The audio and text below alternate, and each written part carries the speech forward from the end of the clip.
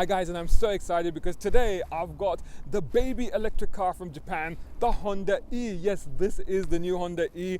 I've got it for a few days. Now this car immediately puts me in mind of the Mark I Honda Civic, and that's what they've gone for. I know a lot of people have said it looks like the Mark I Golf, and I can see where they're coming from, and I know a lot of people in Europe relate to that car, they're more familiar with it, so I can understand that. But to me, because we actually had a 1979 Honda Civic in the family once upon a time, it was a great little car. So when I look at this, all I can see is that one in the silhouette, in the side window glass area, in the C-pillar profile, in the way that the front is done and the headlights are at each corner. This is the production car, and also the interior. I'm going to get into that. There's definitely a lot of nostalgia in the interior. Now, talking about this bar here, which is also mimicked at the back as well with the headlights at each corner. Notice also that the wheels are at each corner. Compared to the Civic, this is probably 50% bigger, but it's rear-wheel drive and it has wheels at each corner, so it should be quite interesting. One opportunity I think they missed is being a Japanese car. I thought maybe they would have a smiley face graphic or something that would come up there when you start up the car. The lights do a little circular thing with the daytime running lights, but nothing spectacular like that, but that could have been quite cool. There is a panel there, but that's just for the active cruise control. There are a lot of features on this car. This one is the top of the range car. There's two basic models that you can get. The basic model is the regular car. It costs £27,160, and this one, the Advance, is £29,160. The main difference is the power out, but there's some spec and tire differences, but that's the main difference, is the power. The basic model will get 100 kilowatt, which is about 132 brake horsepower equivalent, and this one has 113 kilowatt, which is about 154 brake horsepower equivalent. They both get the same torque figure at 232 pounds-foot, and on the press stuff that I've been given, they both quoted at the same top speed, which is 100 miles per hour. The 0 to 62 miles per hour acceleration time on the base car is quoted at 9 seconds, and on this one is quoted at 8 seconds. Of course, if you use the power and the acceleration, you tend to drain the batteries pretty fast. How has that whole experience been? Because it's quite interesting. I've reviewed many electric cars in the past, but this is the first time that I've actually run one for a few days myself and had to deal with it day to day. Now, I can't cover all of that in this review. This will be a regular review that I normally do, but I have done a series of vlogs on this actual car, and that includes the range anxiety, figuring out how to charge the car, the quirks and the features on the car, what my mates think of it, and in fact some questions answered which people have asked me through Instagram and YouTube and other social media channels and stuff like that. So do check out those. Those will be in the links below, and also you'll find them on this same channel, which of course, talking all of that, make sure that you're subscribing to youtube.com/browncarguy. Make sure that you're following me on all the social media channels. You can see the hashtag on my hat, #browncarguy, and of course subscribe to browncarguy.com. You can also sponsor my content, and you can do that on patreon.com/Shazad Sheikh. I'll tell you more about that at the end of the video. Cool, let's get into this. So here we are at the rear of the car, and I think for some people it might be hard to tell it apart from the front. Of course it has a hatch, we will investigate, but of course it has the same arrangement all the way across the car like that, with lights at each corner. So yeah, very much mimics the front, as does the badge, because it has the blue surrounding. No, of course, any exhaust outlets because it's an electric car, so it wouldn't have that. To open it, just under here, and this car, I would say, I recently reviewed the Peugeot 208 and the Vauxhall Corsa. I would say that physically it's about that sort of size, but it doesn't have anywhere near that amount of luggage space. This is luggage space of a much smaller car, and that's of course, like I said, it's a rear-wheel drive car. It's got to have a motor in it, it's got to have batteries in it, and that also takes up the floor space a little bit, but that doesn't seem to rob the interior room, but it certainly affects the luggage room a little bit. So not a great amount of space here.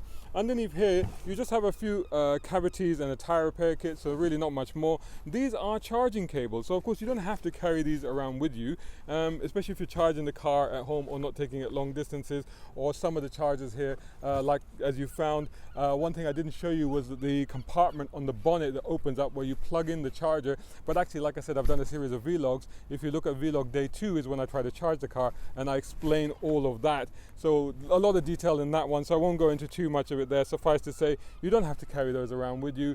But if you are, then they take up a fair bit of space. That's one complete bench, the rear seat, and I can just flip up this lever here and drop the whole thing and then you actually get quite a lot of room. So a fair amount of room. If there's just two of you and you need to carry a bit of stuff, you could drop the seat and actually you've got pretty decent amount of room.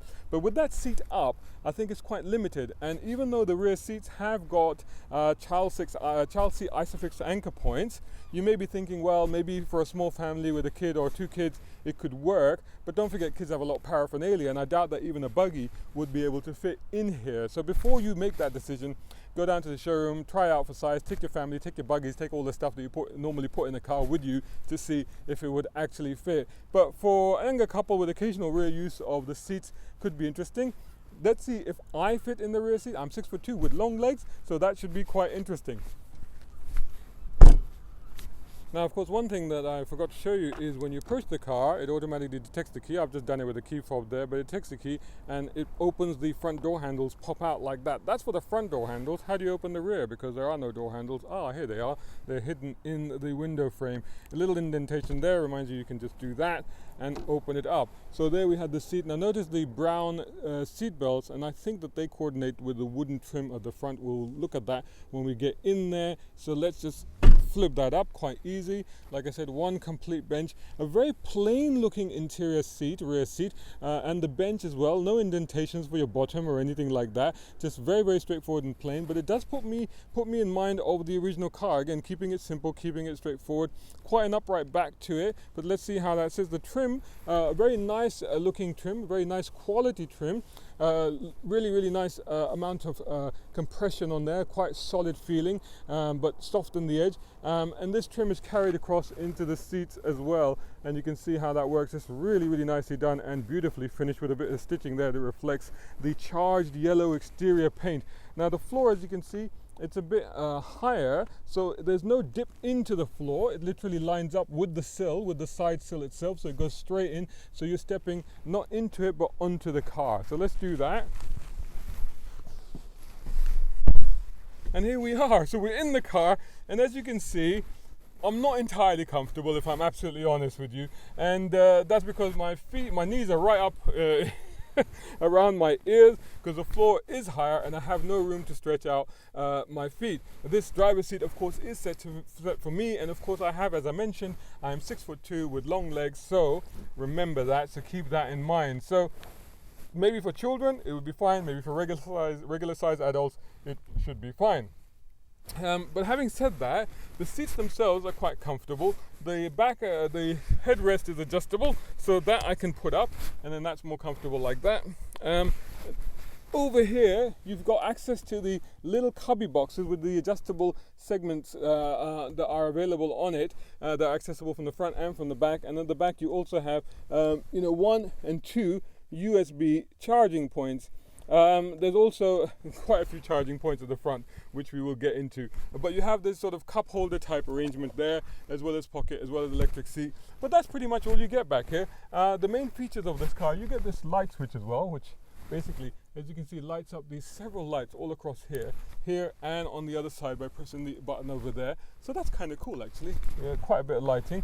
But all the main features and all the incredible features, the much talked about features, are all at the front of this car, and that's what we're going to check out next. That's if I can get myself out of here. Oh.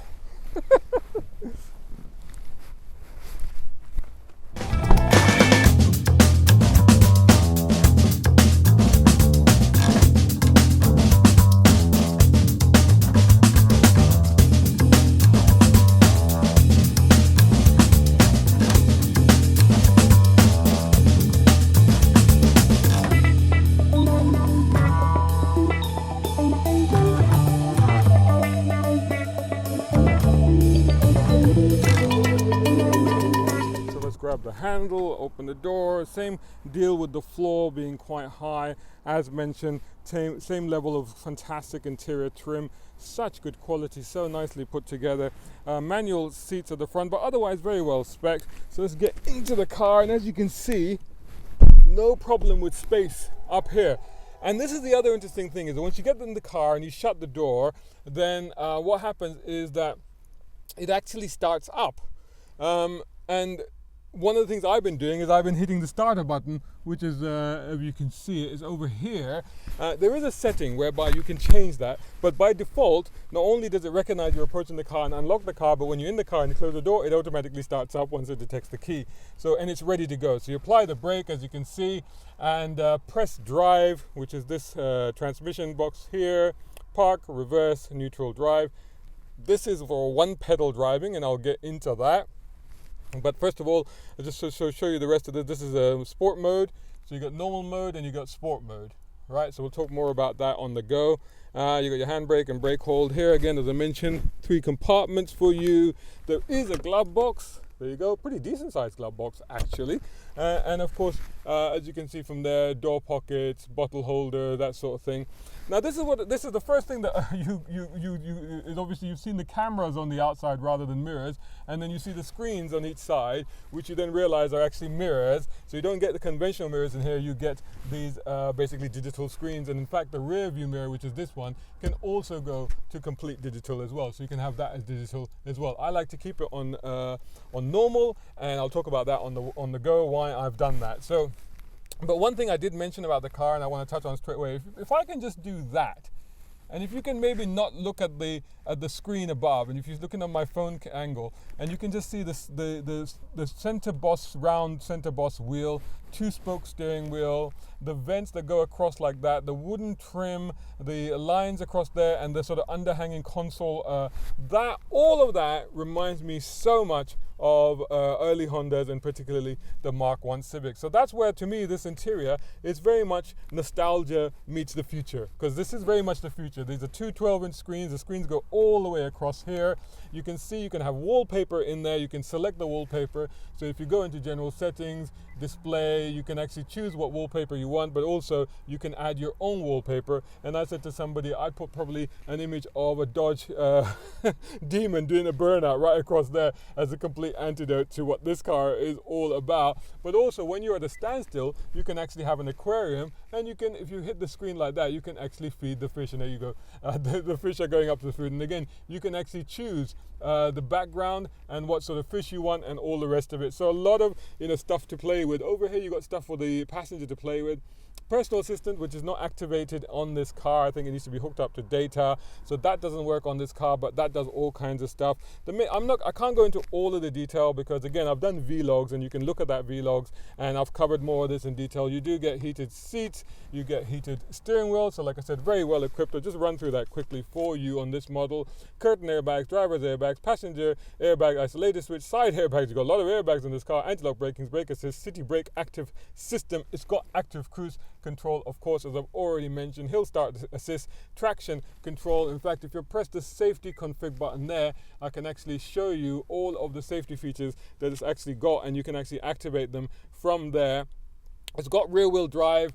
I can't see that it's going to deploy the power to give you any kind of real wheel spin. I haven't really tried, admittedly, but I don't think it will let you do that. Blind spot information, cross traffic monitor, vehicle deflation warning system, ISOFIX chassis, anchor points I've already mentioned, whiplash lessening head restraint, so there you go, collision mitigation system, forward collision warning, high beam system, speed limiter system, which is part of the active cruise control, lane departure, traffic sign recognition system. So tons and tons of equipment on this thing. Now, the thing I want to show you is the EV mode, of course. So there, when you press that, you can actually see it there. Now you can see all of that stuff here. Now if I press that, ready to drive, if I put it into drive, I'm just going to put it into drive momentarily. The door is open, but I wonder if it will let me do that because the door is open. Okay, so I won't do it there, but I can show it to you here. Basically, this information is replicated on here. Okay, that will do it. There you go. And there you get, and you can actually change the information that you want on there.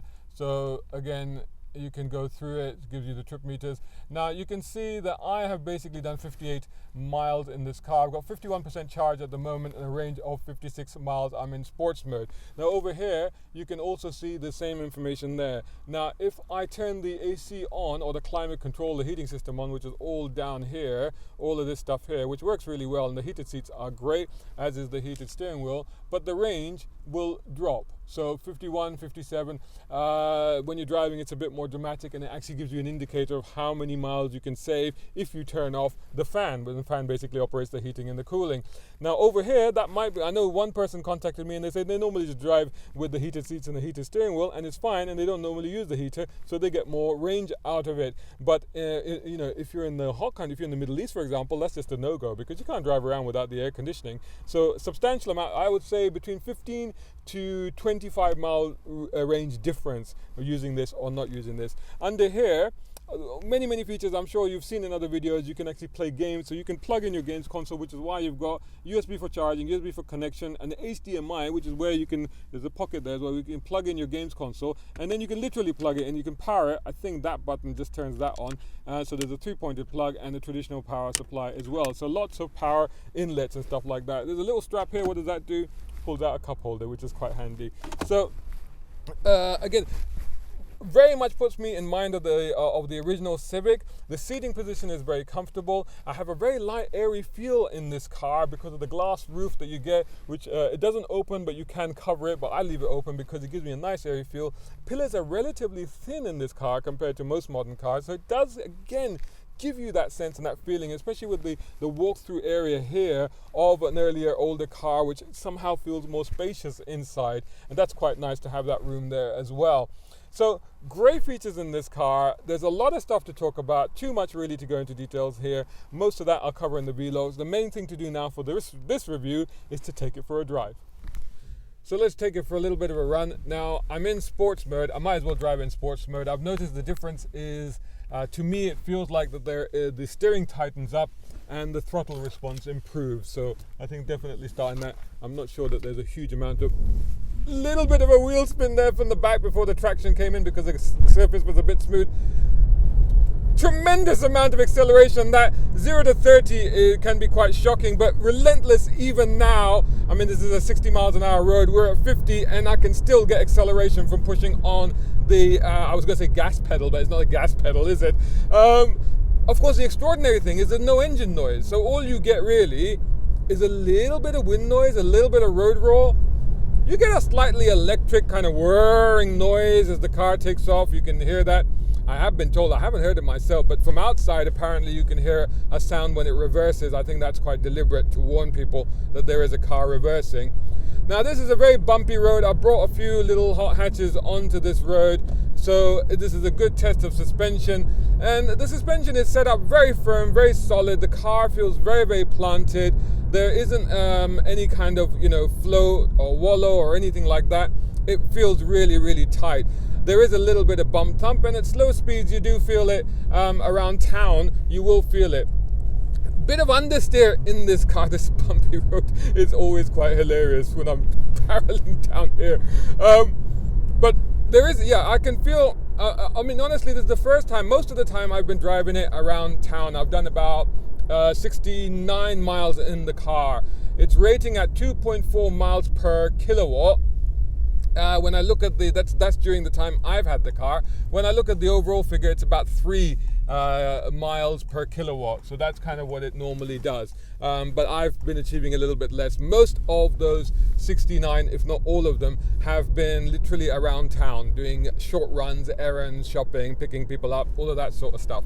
And doing some shoots and stuff, So this is the first sort of time that I'm taking out for a longer run. I don't expect the fuel economy to improve greatly. One of the things that I have been using a lot is the one pedal feature. Now the one pedal feature, basically you hit the button here underneath the drive button and you can control it. So right now I'm not using the brake. I'm coming up to a traffic light and I want to stop. I just basically lift off the accelerator and the car comes to a complete stop. It's basically like an RC car, like a remote control car where you just use the one lever to go, and to stop you just release that lever. That's how that operates. Now the advantage of doing something like that is obviously here you can see the regen. I've got the fan off because if I turn the fan off I'm going to lose about, well, it says 3 miles at the moment. It can range anywhere up to about nearly 20 miles, the difference between using the fan or not. I'm on 39% charge right now, and I have a range of 40 miles. Do I have range anxiety? Yes, I do. I've had that throughout the whole time I've had this car, so that's something that I'm going to deal with. I'll talk about that in a little bit. Getting back on the move again, So the whole thing with the one pedal is that it has the regen feature. So as a segue to that conversation about range anxiety, what that happens is that when I lift off, and I don't know if you can see it, you probably can't, but on here you can see the power feeding from the wheels back, from the rear wheels back into the battery. So it's actually recharging the battery. That's why it's called regen braking. And you can actually alter the resistance from it. So these paddles on here are not gears, because this doesn't have gear ratios as such, but they're basically there. So if I press that, and the more I press it, the slower it gets. I have 3 ratios, basically 3 modes that I can operate. I keep it on the most resistance, and honestly, like, it's a very easy thing to get used to. It only takes a little bit of adapting, and you get quite used to being, you even can figure out exactly where to stop the car in traffic. You know just how much to lift off, and you know the car will roll to a complete halt. And it's actually really nice to use. The only thing is that I don't use it for parking, because when you're trying to maneuver at slow speed, it's a little bit, it feels a bit sticky. So it's not as smooth as you want it to be when you're trying to do those, more precise maneuvers. So at that point, I switch it back into normal mode. Now, here's the thing. You can drive the car like a normal car. So whereas, with some cars that have that feature, if you turn that off, it drives like a normal car. So it doesn't do the whole regen braking thing. It does a little bit of it, but not that much. So the advantage of that is that one of the things about this car is that, apart from the obvious things of overwhelming information and the lack of sound and these mirrors, which I'm going to get onto in a minute, there's no having to relearn how to drive, because really you can just drive it like a normal automatic. No issues whatsoever. You don't have to adjust your driving style very much at all. Acceleration is very, very good. Braking is actually no problem at all. It's a small, light car. Feels pretty planted around town. It's only when I've come out here that I've started to feel that it is a little bit wet, but I've started to feel a hint of understeer. So definitely, despite the fact that this is a rear-wheel drive car, but clearly because of the short wheelbase, I don't think they wanted to make it an oversteery car, because it would be tremendously hard to catch if you did lose it because of the short wheelbase. So they've clearly dialed in safe understeer, and that's understandable for the sort of car this is, for the sort of people that might be expected to use it. So, but having said that, it's relatively enjoyable. Like I said, driving it around town, doing the dash here and there, it feels nippy enough, and it feels agile enough, and of course it's got plenty of performance, and you can check it about a little bit, so that's not a problem. Now, the whole nippy aspect of it, also the way that I like to drive smaller cars and the way I feel confident about driving them, is I like to use the mirrors to keep a 3D image of what's going on around me, so that I'm fairly confident about nipping in and out of traffic and going through those gaps and stuff like that. Not that I do a lot of that, I'm just saying, but so again, power on through there. It grips really well, to be honest. It grips pretty tightly. There's very little feeling that you're going to lose it or anything like that.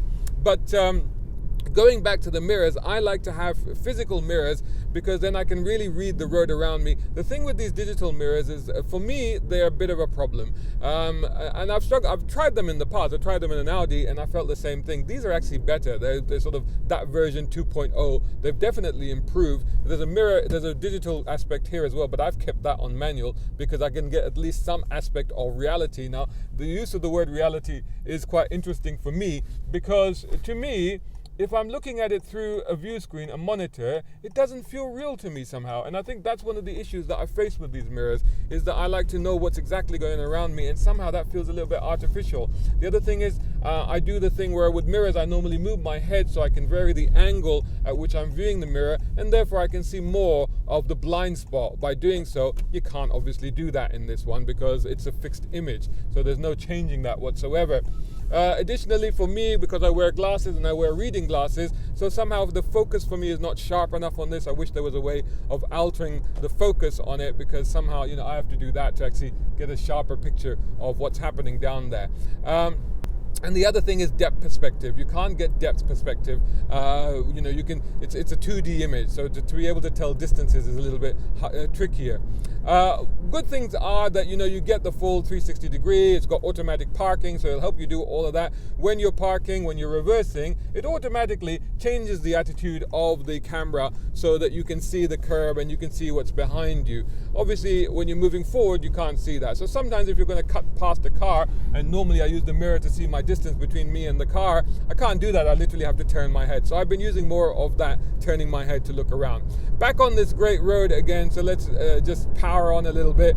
And honestly, the speed on this thing is amazing, considering, dabber brakes there, but the attitude is very, very good. I mean, neutral at this speed, it's only when you chuck it in hard and put on the acceleration that you will get understeer, but right now it's doing this in a very neutral and confident inspiring attitude. Brakes also inspire confident. Steering feel, not a lot of feel, but at least it's a bit sharper now that it's in sports mode.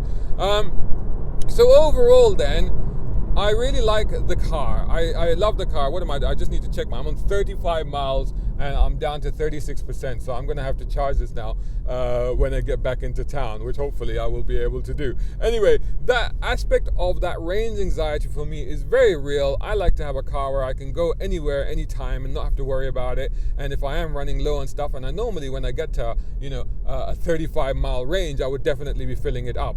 This thing I can't fill up. I have to go and charge it, and that will take at least half an hour. So there are those aspects of it that for me, I struggle with the range anxiety. I struggle with the mirrors. Why can't they just give me an option? I know it's about 3.8%, I think, improvement in aerodynamics by not having wing mirrors sticking out. I'll live with that extra 3.8%. Honestly, I know we're talking about range anxiety, but come on. And then I would like to see that as an option. That would be quite nice. Have both. Why not? So that for me would be the two sticking points. Where I think this car would be ideal is basically for somebody that has a house, can install one of those fast chargers at home, so they can keep the car plugged in, and they don't do a lot of miles. So they do mostly around town, they do the shopping, do the school runs and stuff like that. I think in that scenario, this is an ideal car. And the other great thing about it, it's a real head turner. I mean, people have been snapping pictures the whole 6 days that I've had this car. People have been, turning their heads to look around at it and stuff like that. So it's a real attention grabber, this thing. Definitely get it in a bright color. Do not get it in a dark color. So there you go. I think it's a fantastic first car. This, of course, is part of their initial program, Honda's program, to have basically a fully electrified range by 2025. So this is pretty much their showcase car. This is what we can do. So in some sense, this is kind of a concept car made real. So you can expect the whole technology and this offering to be refined and further improved. I think the Mark II of this car will be amazing. So I think they're going to make this better and better and improve it further and further.